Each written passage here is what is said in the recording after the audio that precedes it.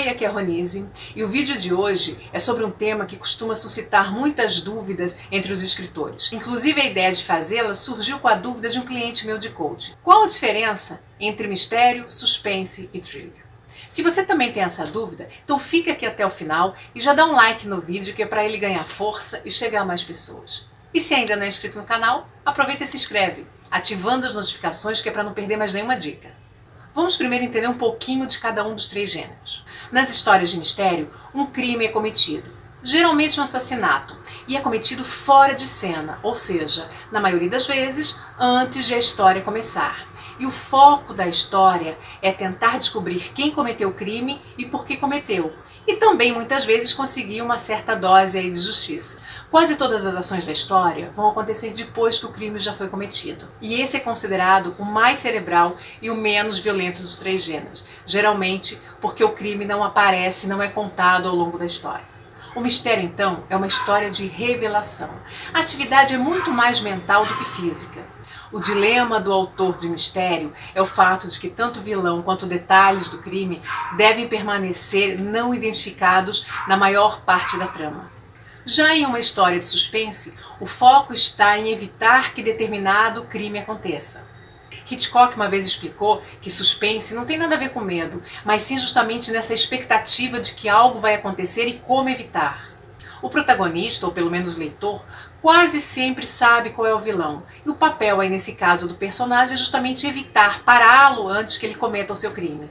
O protagonista vai se tornando consciente do perigo aos poucos, e o grande desafio muitas vezes é como evitar que ele próprio se transforme na próxima vítima. Enquanto em um romance de mistério o leitor está exposto às mesmas informações, aos mesmos detalhes do detetive, no caso do suspense, quase sempre o leitor sabe muito mais do que o próprio protagonista. Isso gera a expectativa de o leitor querer saber em que momento o herói descobrirá quem é o vilão. Enquanto as histórias de mistério representam o mais cerebral dos três gêneros, o thriller representa o mais emocional. Quase sempre focando no medo, na dúvida e na ameaça que representa para o próprio protagonista. Quase sempre focando no medo, na dúvida e na ameaça ao herói à medida que ele se aproxima de algo terrível. Há quem considere o thriller um misto de mistério e horror. Então, em uma história de mistério, a pergunta que o leitor se fará é quem?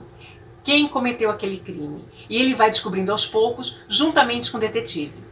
Já em um thriller, a pergunta que o leitor se faz é como. E isso é impulsionado na história por meio das cenas de ação. No caso de um thriller, tanto o leitor quanto o herói sabem exatamente quem é o vilão e esperam vê-lo capturado ao final. Vamos então dar alguns exemplos de histórias de mistério, de suspense e thriller. Histórias de mistério geralmente têm como protagonista um detetive. Exemplos clássicos, as histórias de Sherlock Holmes e as escritas pela dama do crime, Agatha Christie. Aliás, caso você não saiba, a gente tem o projeto Agatha Christie aqui no canal. Eu vou deixar aqui nos cards o link para a playlist para que você possa acompanhar. A cada mês a gente lê e analisa um livro da autora.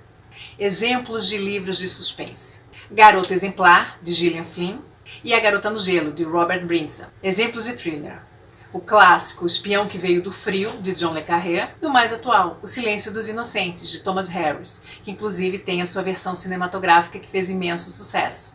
Bom, agora que a gente já estabeleceu as diferenças, vamos confundir um pouco. Na verdade, essas fronteiras elas são um pouco tênues, principalmente entre o suspense e o thriller. É muito comum encontrar livros que acabam sendo indicados em mais de uma categoria dessas, assim como também é comum encontrar histórias que apresentam elementos de mais de um gênero.